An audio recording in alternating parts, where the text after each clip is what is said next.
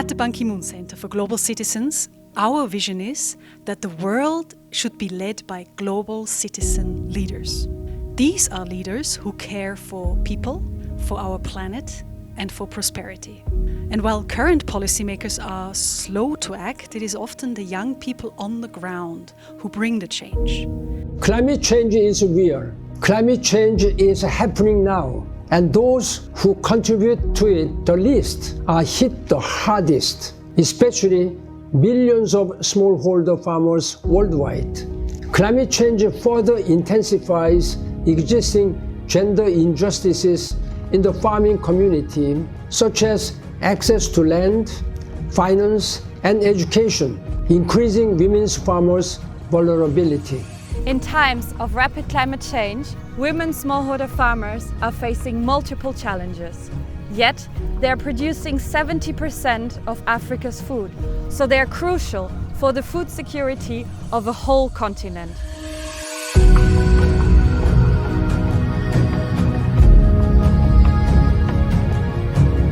This is why the Ban Ki-moon Center, with the EVA campaign, aims to elevate the voices of women in agriculture, particularly in Africa. This year, we are very proud to announce Njieforti Princewill Gana and his organization, SustainAfric, as the 2023 EVA champion. Our champion is empowering widowed farmers in Cameroon.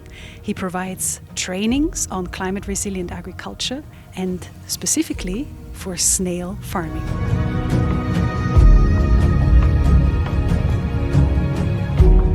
SustainAfric, we're just young guys from the university. Most of us grew up in a cocoa family, areas where they produce cocoa, and saw how our mothers were suffering. One person did plant health management, I did crop production, another guy did livestock, and we said, okay, what can we do with our skills? We said the best way we can use our skills is to be able to go back to the same community we left in poverty, to be able to help them. That's how it came about, just young people who were passionate to change their community.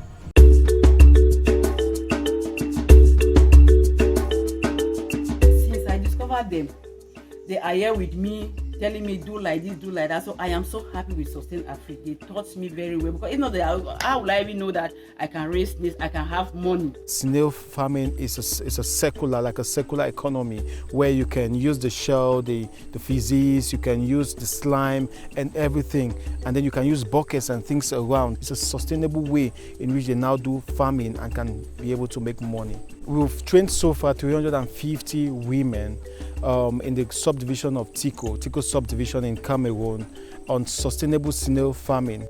At first, people never believed that snails can actually, the eggs can hatch at home. So when people saw what I was doing, they were really amazed and excited and said, wow, so we can keep snails at home. The women are doing so much. They already have their small farms, and some of them are already selling, and it's helping them in so many ways.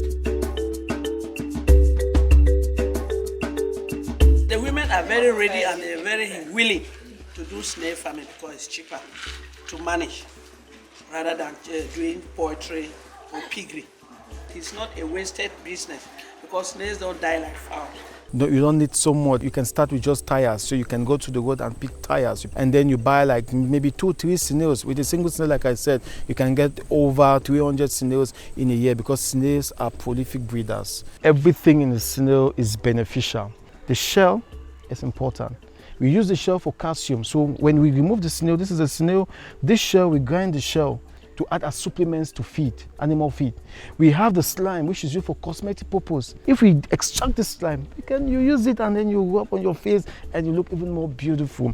And then we have now the meat. This is the snail itself, the meat, which we can then remove, and then we do what we package and sell. People consume this, and it's a delicacy. It's so nice. What we realize is that snails are good for those who have cardiovascular diseases, those who have issues with high blood and the rest. The feces of the snail is the best organic manure you can find, so you can use that to grow your crops. So everything about the snail is important. You're not just cleaning your environment, but everything is being used. The landlords now, they are renting the farm very expensive. A piece of land we used to rent at 5,000 for 1 year. It's 10,000 now. And at times you go and hire a farm, you plant maize. You know that the other season is coming, you will plant a groundnut. They will say, no, your 5,000 is finished. You have a farm, you burn down everything, and then when rain falls, it washes away the topsoil, and some of those areas will easily flood. And then you find out that these women now will have to go and look for somewhere else to farm, and these areas will be a bit further from civilization, from the villages, so they have to spend more in transportation. And we know we don't have farm to market roads. They are almost absent in Africa. So imagine them carrying a bag of cassava on their head in these far distant farms to come and sell. First of all, these farmers are smallholder farmers, which means they have limited resources.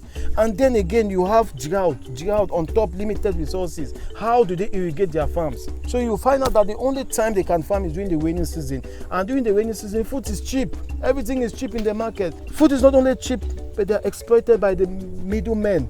So this is why farmers remain poor. So climate change will only worsen the whole situation, because farmers will not have money to irrigate their farms. They won't have money to buy new lands and all of that, especially even for the women. It's even worse for the women. What is going on in the society can make a widow have a psychological trauma by thinking all what she has gone through, the hands of the in-laws, family, and some of them, they are not opportune to be supported by the family. Give the phone, give this one, that, all that thing, but I be still stand up. I give them all, they tell me, say, and for all the women they be married, and I me one, I be different tribe. From where Mama Sabaya for me for Bamsing, they don't say nearly all. Most of them don't have lands. They don't have lands to farm because of the traditions and inheritance law and land tenure and all of these different things that affected them. If you don't have a husband, then you're left with nothing. My man died with me in the 7th group. For our tradition, they say, where your master died, go marry a brother. As the night, after they were enter trouble. Kind trouble, meet on me. So I suffer with them. So that time we also hold this meeting to you. So they tell we say, no, when you be widow, no thing say you don't die, you don't do this. Women and youth are underrepresented in decision-making processes and political institutions. Yet, it is the youth who will bear the cost of climate change in the future, and women in the global south already suffer disproportionately from its effects. If I could wish, I would say that we should provide the enabling environment for these women, because I know farming is profitable, everybody knows about it. But why are African farmers the poorest in the world? Why are they suffering? Because they lack the enabling environment. The land issue, they don't have the resources. We have climate change, they don't have farm to market roads. So if we can do the hard things for these people, they can help us in producing this food. It will be like a dream come true to me.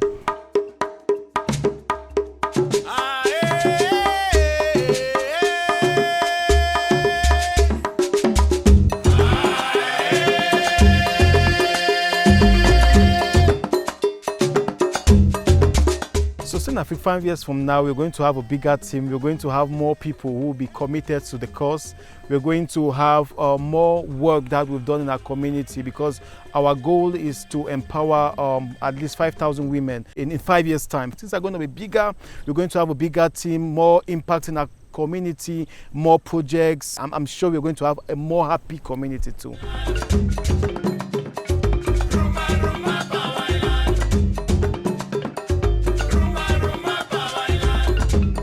One snail at a time.